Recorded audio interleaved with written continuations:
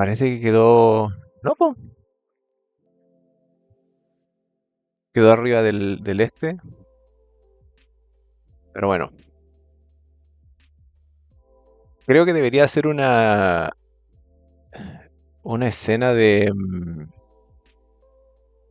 Starting Soon, ¿no?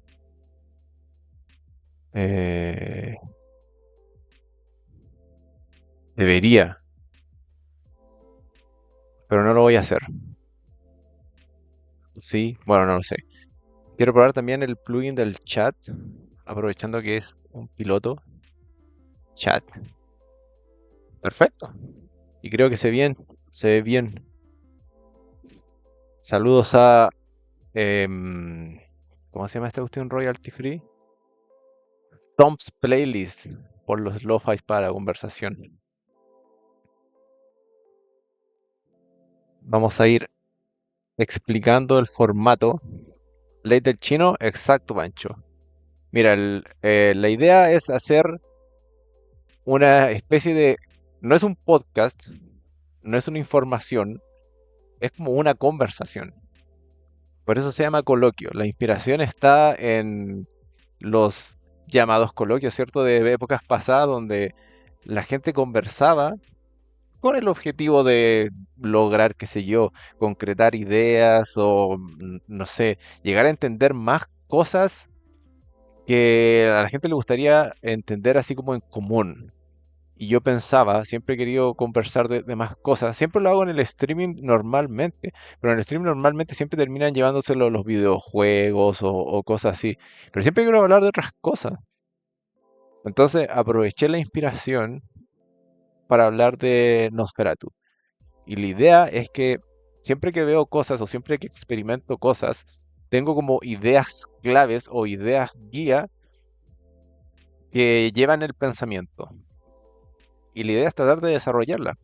No sé, también está abierto para la gente del server. No sé si alguna vez de los cabros va a entrar. La idea es que sea súper informal. Era como siempre que decían que los filósofos iban a caminaban en la plaza y ahí como que les llegaban las ideas.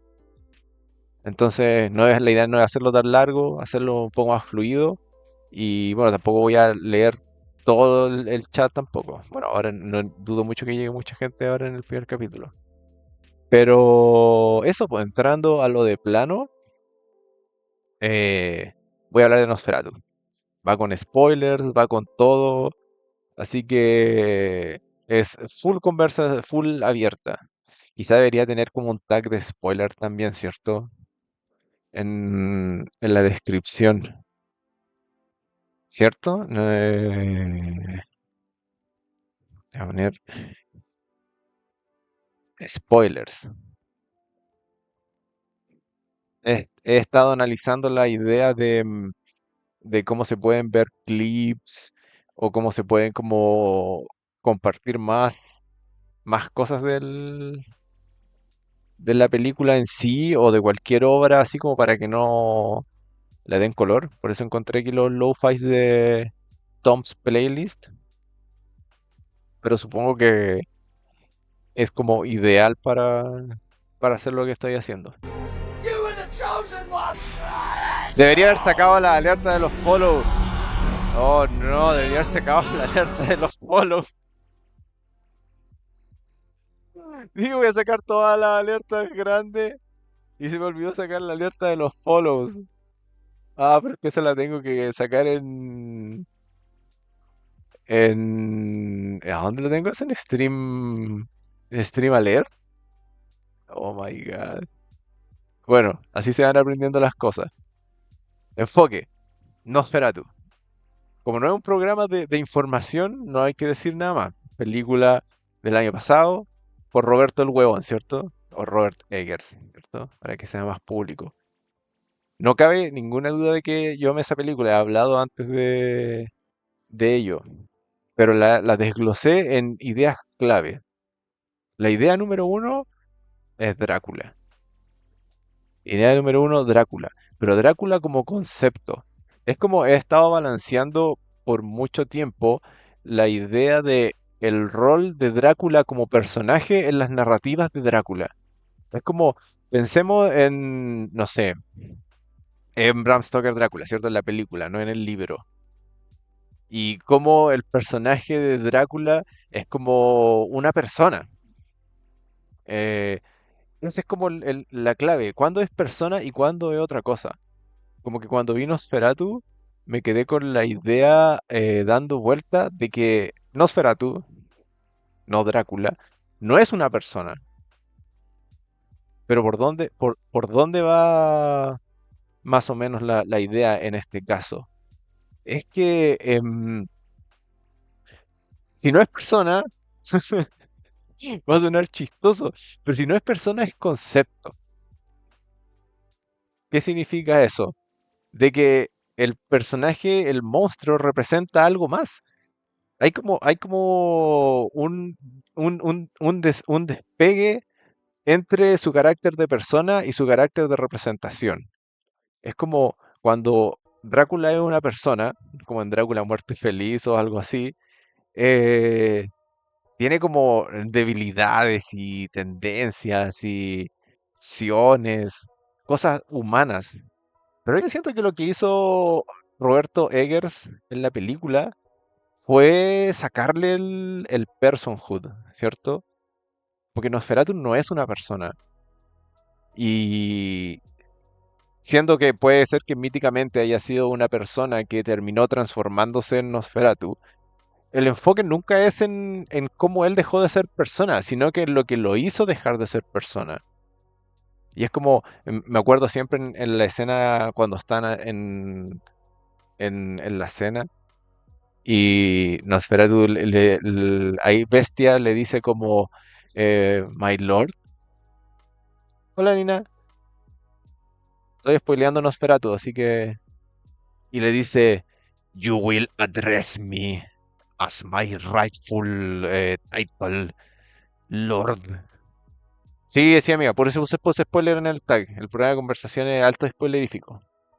Así que no hay problema si tiene que irse.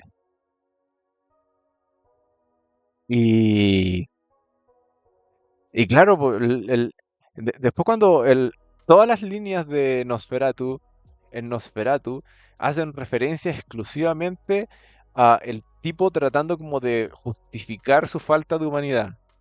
Bye, Nina. Pienso en esa escena y pienso en cómo él se describe hacia la loca. ¿Cómo se llamaba? Bueno, considerando que es un programa con internet disponible. ¿Cómo se llama el personaje? De la... No se llama como Ana, no estoy pensando en Nina. Ana... Ellen. Ellen. Cuando se le describe a Ellen y le dice como no solamente él es tu tentación, sino que ella es como su tentación de vuelta. Es como que los locos se transforman en suerte de energías primordiales. Y yo encuentro que eso no es tema menor para el feeling general de la película. Es como, siendo muy honesto, como que le cambia todo el vibe a la película, como ver a alguien así como sufriendo trágicamente así porque le ocurrieron situaciones X durante su vida de persona. ¿Hace eso algún sentido o no? O a menos de que se vaya a guiar a un tema como romántico o un tema dramático de fuerza opuesta, pero no es así, po. Y ayuda incluso al arco de Helen después de que Drácula no sea una persona, sino que sea como una suerte de fuerza natural, ¿cierto? No me consta, pero para mí tiene que ser intencional. Tanto como ella se refiere a Nosferatu, como Nosferatu se refiere a ella. Cuando dice, ella al principio dice, no, porque yo en un momento de soledad lo llamé. Eso a mí siempre me hizo como ruido, como que lo llamé, lo necesitaba, lo llamé. Y ahí es donde como que se debaten las tendencias propias de uno mismo, ¿cierto? En pensar así como cuando uno ve películas de Marvel y cosas como, ¿cómo funcionan sus poderes? O cómo hizo esto? O cómo hizo esto otro? ¿cierto?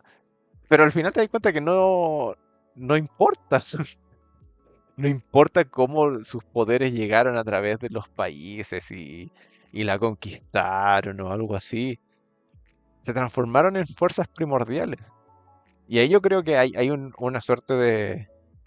No, no, yo creo que tengo muchos genitales para hablar con propiedad de esto, pero ahí siento que igual hay algo de un carácter de sexualidad femenina medio extraño. De ella así como tanto emocional como sexual, porque la película obviamente tiene un carácter sexual. De yo necesito esto, yo necesito. Y lo llamo solo como con mi tensión, ¿cierto? Con mi necesidad tanto emocional como física. Y es curioso pensarlo así en todo caso, porque de partida, como que la película igual te condiciona. Inmediatamente cuando te pone en esa mentalidad. ¿Qué tal, gallina? Spoiler de Nosferatu por si acaso. Cuando te ponen en esa parada, hay un elemento que se junta mucho con la pregunta número 2. Creo que también debería poner las ideas, también debería ponerla en la pantalla. La idea número 1 es Drácula, la idea número 2, eh, sueños, ¿cierto? Y con sueños me refiero a cómo Roberto Eggers decide presentar la película. Es curioso cuando uno escucha la banda sonora de Nosferatu y empieza con esa como maquinita. Nosferatu, la película del 2024. Cuando empieza con esa máquina así ¿cómo se llaman esas maquinitas de hacer canciones? Si uno escucha la banda sonora de Nosferatu, de principio a fin, es como la banda sonora de una pesadilla. Suena medio cebollento, pero es verdad. Y el otro día pensaba en eso, porque ¿por qué empieza la película con esa música de caja musical? ¿Por qué? Y es porque la película es como una suerte de como fuga mental, ¿cierto? Como si fuera un sueño. Y así como que se fue armando no tanto mi gusto no tan solo mi gusto por la película, sino como mi forma de cómo entenderlo. Porque en el sueño las personas no tienen que ser personas. En el sueño las personas pueden ser conceptos, ¿cierto? Y ahí empezáis como a poner todos los bloques de una forma. Como que cuando hacen estas películas como de monstruos antiguos, de terror. Bueno, paréntesis. Para mí el terror es tan disfrutable por lo mismo, porque el terror siempre es una plataforma algo más, ¿cierto? El terror nunca es como, a menos de que sea como LOL, gore, violencia gratuito, ¿cierto? El terror nunca es terror solamente. El terror es plataforma para algo más, ya sea el, el clásico, oye, esto representa los miedos escondidos del ser humano, esto representa nuestra maldad, etcétera, etcétera. Puede tener todas esas referencias, pero siempre es una plataforma para algo más. Entonces, si Nosferatu es un sueño, hace sentido que todos los personajes sean pulsiones básicas, ¿cierto? No sé, el jovencito, el compromiso, ¿cierto? La amiga de la principal, ella es como la piedad, ¿cierto? Porque es tan religiosa, ¿cierto? No sé, la dicotomía que hacen entre los dos doctores, uno es ciencia, el otro es, eh, ¿cómo le dice? Alquimia, ¿cierto? Y es muy entretenido pensarlo desde esa perspectiva, porque al menos a mí me atrae mucho esa idea de que los personajes en una presentación tan flor de piel, como tan de emociones y de violencia, tengan ese carácter. Soy esto, pa, ¿cierto? Soy una pulsión, soy... Y muchos personajes lo dicen explícitamente. El personaje de William Dafoe, el Not Van Helsing, tiene una de mis líneas favoritas de la película, que estaría más o menos entre la idea uno y 2, ¿cierto? Como la idea de Drácula y la idea del sueño. Cuando una línea que yo no sé cómo pensarlo desde la perspectiva de Roberto Huevos. No sé si será como una anticiencia, será un qué, pero cuando Not Van Helsing dice, le dice algo así como, esto no es ciencia, aquí no hay espacio para la ciencia. Y no, él fue excomulgado de la comunidad científica porque se entregó la vida a la alquimia. Eh, es curioso pensarlo. Si uno dice en una película con un personaje que, bueno, no sé si decir que el personaje es derechamente o malo o bueno, pero si uno dice en una película de ese tipo, eh, esto no es ciencia, esto es alquimia, quiere decir que tú como autor eres como pro alquimia. Eh, espero que no sea como un meme nomás. Ya, es un meme.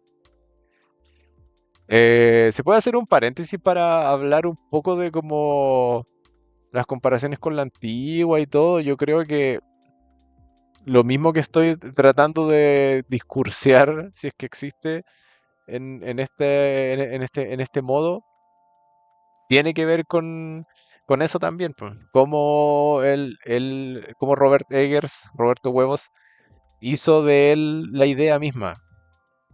¿Pero en qué estaba yo antes de la interrupción? Sí, en Willem Dafoe.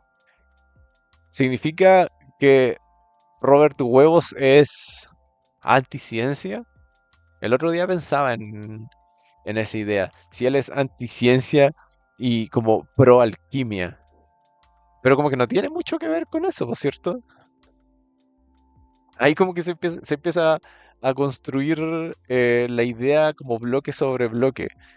No es tan, no es tanto que sea anticiencia, sino que en el camino hacia el tercer acto y la inevitable conclusión de la película, la idea es que la batalla final es como medio así a lo Frodo, ¿cierto? A lo Frodo en terminologías de Tolkien. Es como, ¿por qué, por qué no podían ganarle a Nosferatu así a la usanza de películas como Van Helsing o como en las películas de terror antiguas, que siempre eran maquinaciones súper absurdas al fin y al cabo, ¿cierto? Como no, si yo llevo a Drácula al mall a las 3 de la tarde y le doy unas papas fritas pero medias frías y le pago solo con monedas de 2 pesos, el guan se muere. Era como siempre como cosas así y era algo que condicionaba las subsecuentes películas de Drácula en general, porque como que estaba la necesidad de que se te ocurrieran formas nuevas de solucionar el problema de tanto ya sea matar a un comillas inmortal o de matar a un comillas como representante de fuerzas mágicas o algo así. Y es chistoso, me hizo eco con el tema de Frodo, cuando Tolkien decía como que Frodo tenía que fallar. Frodo tenía que fallar. Igual hay algo como un carácter del carácter religioso y fundamentalista de Tolkien en particular.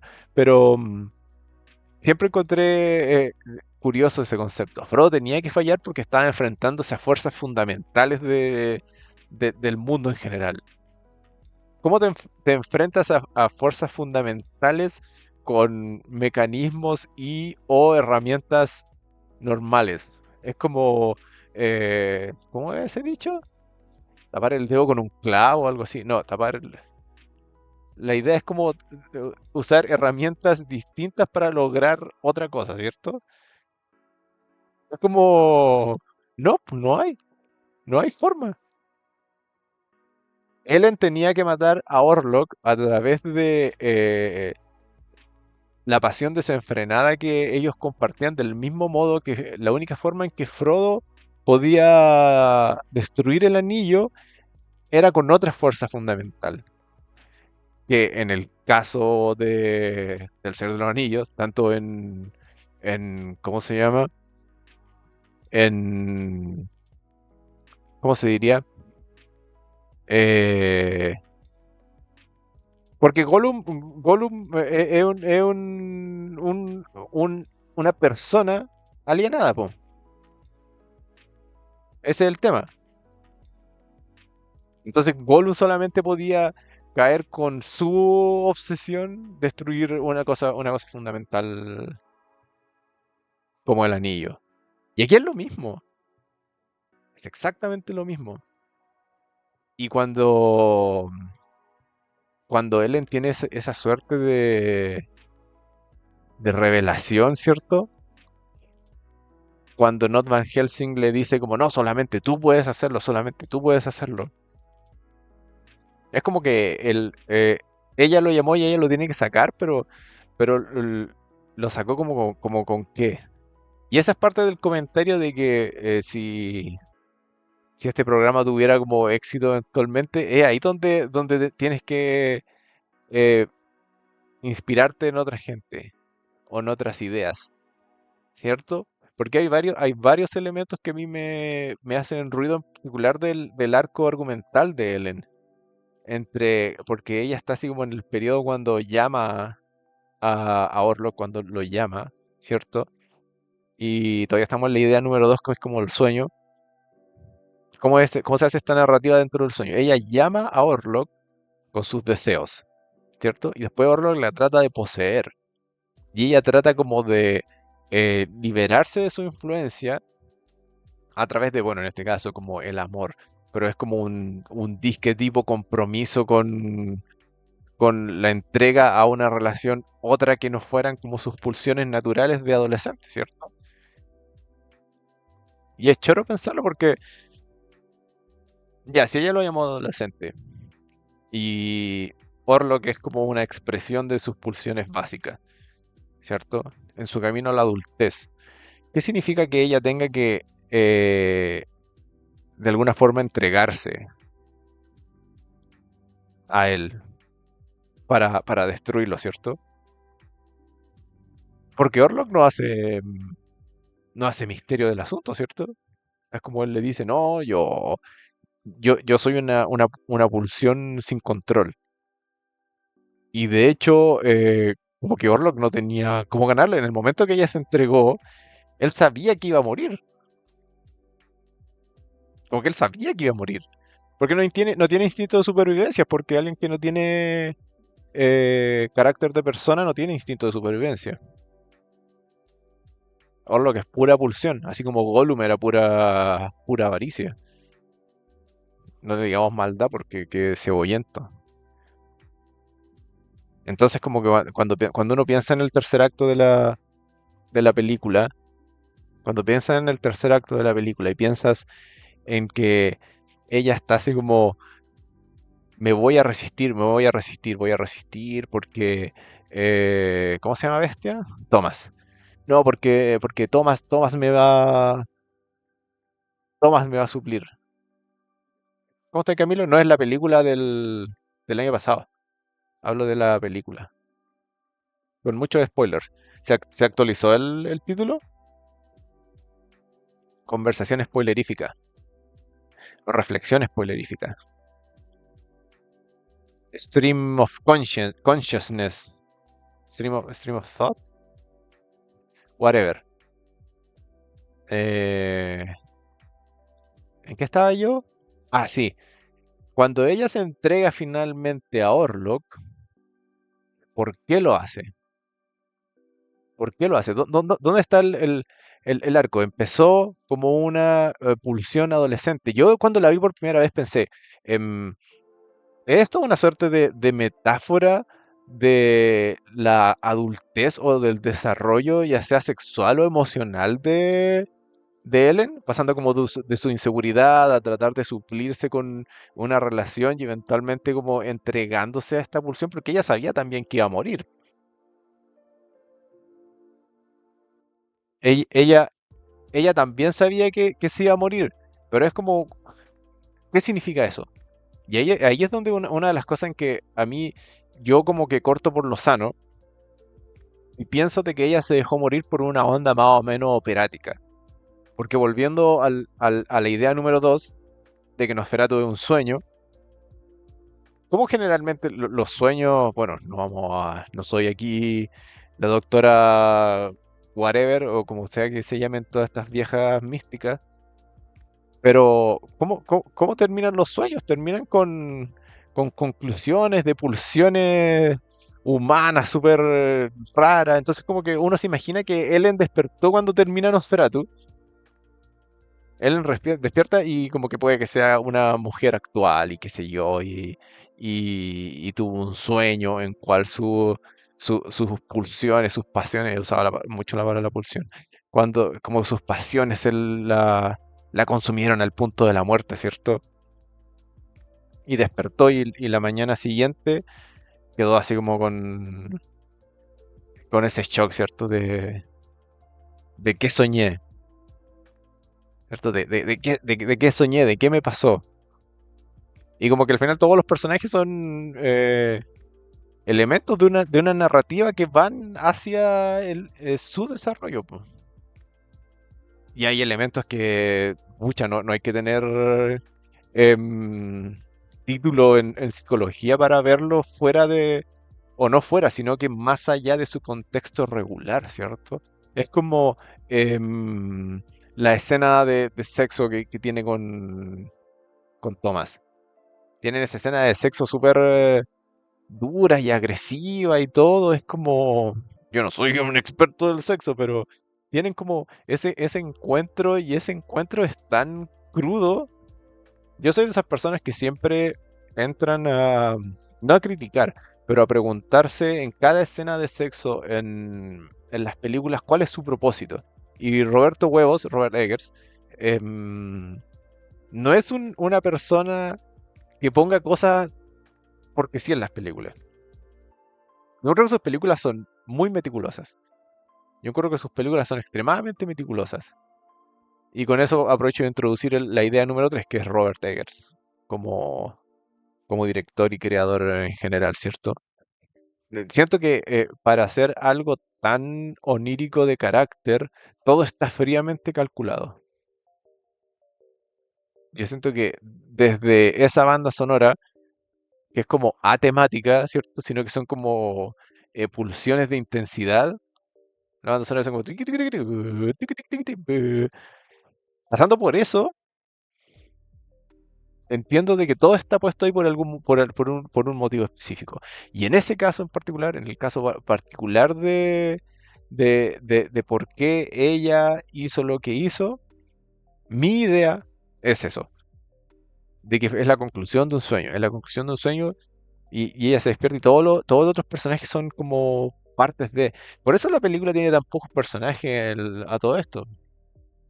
Quizá el único personaje que no tendría cabida en esa narrativa sería Renfield. ¿Cómo se llama Renfield? Renfield. Eh, ¿Knock? No.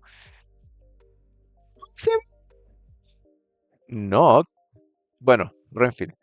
¿Cómo estáis, César?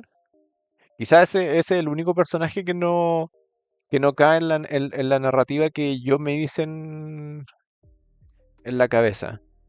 Pero fuera de eso, ya entrándose un poco al tema de... Estoy haciendo un programa nuevo de conversación por si acaso, César, así que puede que no hable de otra cosa que no sea el tema del título. No, no puede, va a ser así. A menos de que sea un aporte a la reflexión en general. Entonces, si si Roberto Huevos, Robert Eggers, hace todo de manera intencional, ¿cierto? Todos los personajes cumplen un rol. Como cuál es el rol de Renfield. que era como el jefe de Thomas, ¿cierto? Que era como el enabler. Uh, enabler, esa es como una palabra simpática. O sea, simpática de una manera críptica. Nosferatu, la última película, sí.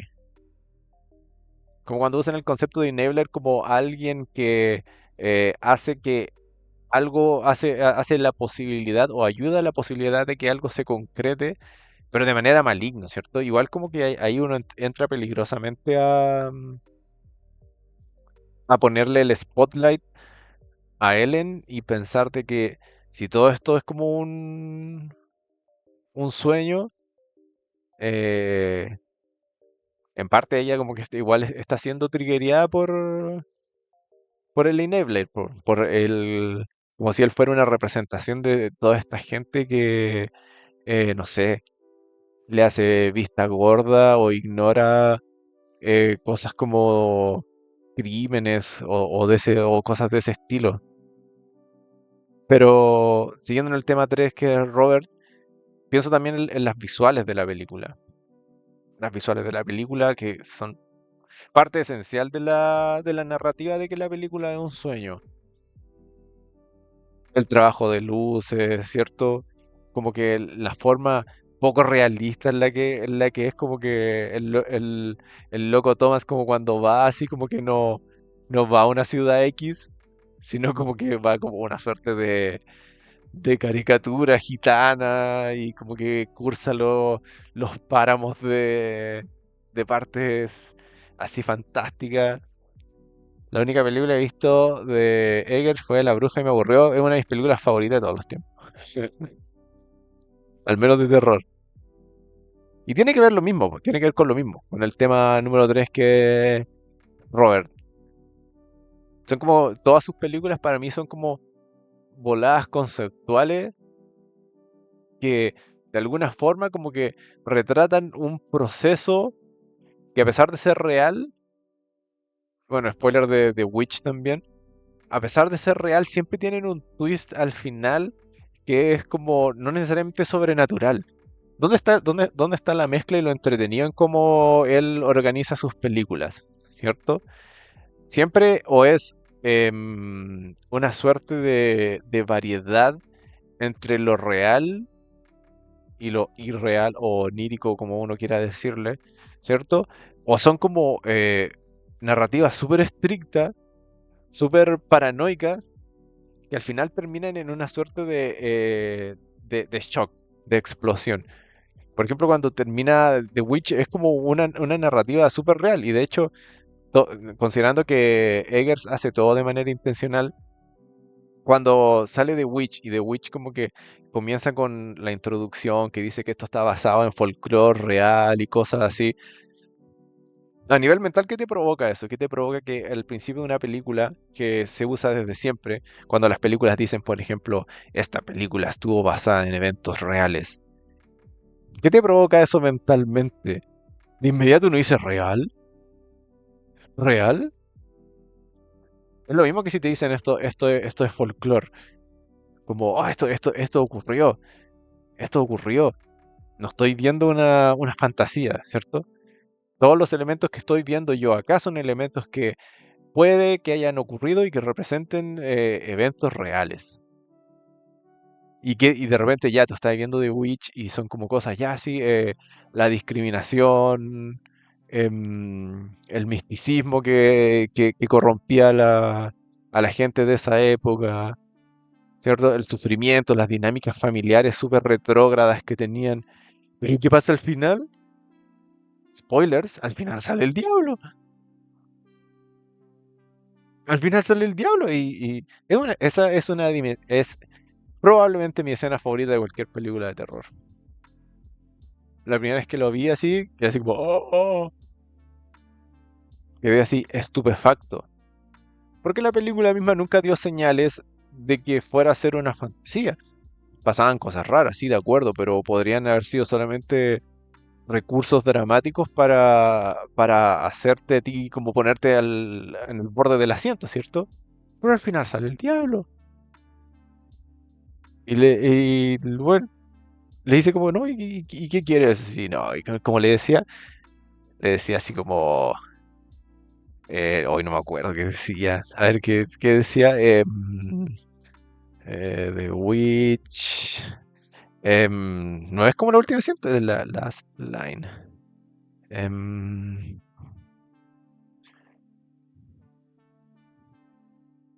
Black Phillip le dice, Wouldst thou like to live deliciously? Ah, yo creo que igual se pueden poner clips en este tipo de programas. Igual se podrían poner clips en esta. Would thou like to live deliciously? Y la loca lo acepta así. Would thou like to live deliciously? Es similar a las líneas que tiene Orlok con Ellen, pues. Le dice, como le dice, I am your, no le dice, no le dice your loss, le dice como I am your passion, o algo así. Es como el weón está totalmente consciente de lo que está haciendo. Lo de basado en un hecho real está muy manoseado. Hasta la película de cuarto tipo lo usan para darle peso a la película, siendo que es totalmente falsa. Es que ahí ya estáis juzgando una mecánica sin el contenido. Es una mecánica narrativa. Yo te propongo algo que lo que pase después o no se desarrolle de acuerdo o de manera efectiva con esa premisa, ya iba a depender de cada una de las narrativas, pero no podemos criticar al tornillo porque está rodado, ¿cierto? Espérate, al desatornillador, no. No podemos criticar una herramienta solamente por ser una herramienta. En el caso de Eggers, él siempre lo usa bien. Pero volviendo de Witch a Nosferatu, con respecto a cómo Eggers crea estas tipos de narrativas donde todo está fríamente calculado y cómo te manipula mentalmente para eso. En el caso de Nosferatu, no ocurre como ese tipo de cosas de, oh, eso está basado en hechos reales ni nada. Y a mí en Nosferatu, yo vi muchas entrevistas de, bueno, yo soy seguidor de Eggers. Y vi como varias entrevistas de él y cuando él decía, ¿cómo se llama? Cuando hablaba de Nosferatu como su trabajo de pasión y de todo, de cuando él era niño, de una de las primeras películas que vio y todo eso, me hacía mucho sentido de que él pusiera como su idea mental. Y esa idea la encontré fascinante. Como un director o creador, literalmente, oye, ¿cómo pongo en la pantalla lo que experimenté cuando hice esto? Todos tenemos recuerdos de cuando niño, de, oyes, en algún momento o vi esto, o experimenté esto, que sentí, eh, que me sucedió, todo ese tipo de cosas, todo ese tipo de cosas, todo el mundo los tiene. Pero ¿cómo lo retratas en el cine, en la imagen? Y considerando que estamos en el tema 3, que es Robert Eggers, aquí es donde a mí me hizo resonar con David Lynch. Aquí es a donde vi básicamente a David Lynch. ¿Cómo vomito así una experiencia física, mental, porque él se sentó, vio una película y así? ¿Cómo expando esa idea? Porque al final la idea, valga la redundancia, no era llegar y hacer nuevamente lo mismo. Por eso no es un remake, por eso no es Drácula 2000. Saludo a Drácula 2000. No es Drácula 2000, no es. Es su visión, es como. Nosferatu es como si estuviera sentado al lado de Robert Eggers, un niñito Robert Eggers, viendo esto y él sintiendo ese tipo de cosas. Por ejemplo, hay una escena en Nosferatu que para mí es un recuerdo. Es un recuerdo hecho escena. cuando Orlok está en el castillo y hace como ese primer acercamiento hacia Ellen y él lo retrata como una sombra, como la sombra de la mano, así que va así como... ¿Y cómo no es eso la experiencia de un niño viendo la Nosferatu original? Personalmente, a mí eso me pasó más que con cualquiera de las películas de Drácula o de Nosferatu antes, con el libro. Cuando leí Bram Stoker Drácula, yo encontré de que era un libro súper tentador en todos los sentidos. Como cuando él descubre así como las, dizque como eran como las novias de Drácula, algo así. Era como cuando describe como ellas se engrupían a Jonathan, se llama el del libro, ¿cierto? Y hay como una sexualidad dura en esa parte del libro. Y esas cosas se sienten en términos de descriptivos, ¿cierto? Pero de la descripción a la imagen igual hay harto contenido y hay harta interpretación. Pero cuando se logra retratar, y eso es algo que David Lynch siempre hizo a la perfección, aunque uno no entendiera lo que estaba viendo, aunque la imagen no fuera adecuada a la idea, la sensación siempre era esa. Estoy como experimentando la sensación que tuvo una persona que tuvo una experiencia, sea mental, sea emocional, sea visceral, ¿cierto? Pero de vuelta a Nosferatu. Hay varias escenas que corren de esa forma, que son como imágenes. Obvio, son imágenes, pero que son imágenes de un mensaje. Entonces, yo siempre pensaba, por ejemplo, en por qué la escena del barco no la hizo como más realista.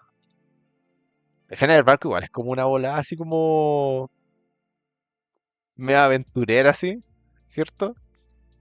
Como que si fuera como el sueño también de esos locos y cuando empiezan a salir las ratoncitos, salen los ratoncitos así y es como, ah, no, ¿qué significa esto de la plaga? ¿Qué significa esto de la muerte? Siempre encuentro simpático eso cuando el amigo lo expulsa de la casa y ellos van como caminando entre medio, así como las calles de esto es lo que están en Alemania, ¿cierto? Como en las calles de Alemania, así llenas de muerte y la cosa así, es como... Pero nada les pasa a ellos, como que no les pasa nada, así, no les pasa nada. Entonces, ahora que me recuerdo, hay un elemento sí que vale la pena discutir también, de la premisa o la tesis de que Nosferatu es un sueño. Y siempre me hizo ruido, porque volviendo a la idea número uno de Drácula, yo siempre he encontrado de que los Dráculas que están condicionados al mito de la religión cristiana siempre son limitados. Todo el horror y todo eh, como crítica o como em, fuente narrativa que es un reflejo de las narrativas cristianas siempre son limitados porque la religión es limitada. A pesar de que hoy la fe, la religión es limitada en ese sentido. Entonces, yo viendo toda la película, agradecí que nunca dijeran como el diablo así o Dios o como no, él le tiene miedo a los crucifijos, al ajo. Nunca dicen eso. O si lo dicen, se me fue. Pero y si lo dicen, no le hacen hincapié. Entonces cuando Thomas, se me olvida el nombre. Thomas. Cuando Thomas es como rescatado de las monjas, por las monjas, esa es como la parte de la película que yo siento que es más tradicional. Es la única parte de la película que termina basada en lo tradicional. Porque es como, em, Orlok no es humano, ok. o lo que es una expresión de tentaciones humanas, ok. Pero él cómo hacía para manipular a las otras personas, porque al final a la única persona que le interesaba manipular era Ellen, ¿cierto? A no se lo engrupe con una promesa falsa. Y a Thomas, ¿cómo qué quería hacer con Thomas? ¿Quería manipularlo también? Porque ahí si ahí uno se recuerda al final de la Nosferatu de Werner Herzog, donde spoiler también de la Nosferatu de Herzog, como que también se llamaba Thomas, donde el protagonista, o no el protagonista, el jovencito de Herzog termina transformándose él en Nosferatu, ¿cierto? Que de alguna forma igual tiene algún tipo de sentido poético, porque es como al final él cayó en la tentación. No vamos a volver a mencionar a Frodo, pero tú sabes quién eres, Frodo. Ñic, ñic. Entonces, esas son las partes que a uno le dan bote. Que de nuevo, si el formato funcionara, quizás más gente tendría más opinión al respecto o habría pensado cosas disímiles. Pero las monjas por lo menos son, em, a nivel popular, no sé si cómo están vestidas o, o lo que hablan, lo que dicen o los colores que tienen, no sé si ellos representan algún tipo de religión o de orden religiosa. Probablemente lo son, porque no creo que hayan sido como al azar, ¿cierto? Es muy probable que lo sean. Pero igual se agradece que no sean derechamente así como LOL el Papa o, o como la Virgen de las Carmencitas o qué sé yo, ¿cierto? Igual se agradece que no sea así. Pero eso de que lo liberen de la pulsión o pulsión es la palabra del día aparentemente. Que lo hayan liberado de la tentación así porque él lo estaba como... Yo creo que Orlok lo estaba tratando de matar. Estaba tratando de secar y se puede decir, hoy, ¿por qué no lo mató derechamente? Y que Ellen cayera así como en total desamparación, ¿cierto? Total despair, porque Thomas murió. Ahí hay dos elementos, puede que haya sido una cosa narrativa para que después Thomas volviera y el tercer acto de la película fuera más fuerte, o pensando en términos como más de Robert Eggers, que algo significara. Como aquí estoy viendo la foto que sale del cast de Nicholas Hoult. Y qué bien costeada está esta película. Es como que veo las imágenes del cast y qué bien casteada está. Vale la pena hacer un paréntesis para mencionarlo también. Siento que está perfectamente casteada porque como que todos los personajes toman un rubro súper derecho y único, así como que son una pura cosa, como mencioné al principio en el tema número uno, ¿cierto? Como que eh, Thomas es como el compromiso, la lealtad, como que Lily es la pasión, Ana es como la piedad, ¿cierto? Frederick es como la razón, ¿cierto? Y es como que, bueno, el William Dafoe con el logo que salen de Witch son como las fuerzas opuestas de ciencia y alquimia, ¿cierto? Y es curioso nuevamente pensarlo de esa forma. Pero bueno, siento que ya va como yendo a la hora y no quiero que el programa dure más de una hora. Y considerando que yo podría hablar por siempre, ir como cerrando la idea dentro de las tres ideas, valga la ideancia. ¿Por qué me gustó tanto la película? Es por eso. Como que siento de que si todas las películas de terror son puentes para hablar de algo más, ¿cierto? O son metáforas para representar algo más, nadie lo hace mejor que Robert Eggers.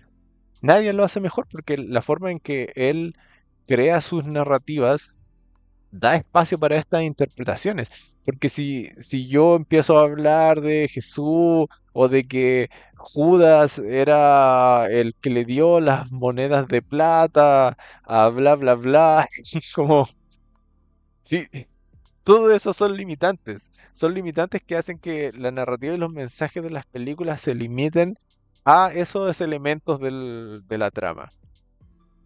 Ya hablemos mal de Drácula 2000. Es como, si es Judas y explicas todo a través de las mecánicas de Judas, no puedes retractarte de eso. No puedes decirte que eh, él era, em, él como que le tenía miedo a la plata y después decir que no es así. Porque no, no funciona esa dinámica, no funciona de esa manera. En cambio, Robert Eggers lo hace así, lo hace en todas sus películas y lo hace de manera impecable. The Lighthouse, The Witch, The Northman, Nosferatu. Todas las películas de este men tienen ese mismo factor, el factor de que él crea guiones y narrativas que son como no necesariamente interpretativas, como que la palabra no es tan certera. Emocionales tampoco es la palabra. Son como narrativas eh, abiertas tampoco es la palabra. ¿Cómo podría ser? Son como eh, ¿cuál podría ser la palabra? No es abierta, no es como. Y tampoco que sean como directamente sueños a lo David Lynch, sino que son como tentaciones. Como que cada discurso no tiene un principio y un final, sino como que cada discurso es una semilla de algo.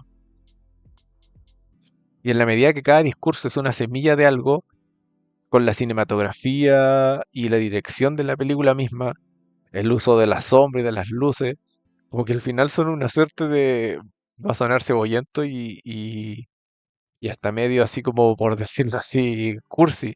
Pero es como una danza de ideas dentro de un espacio de sueño, pues y al final ese es como el atractivo de las películas, ¿cierto?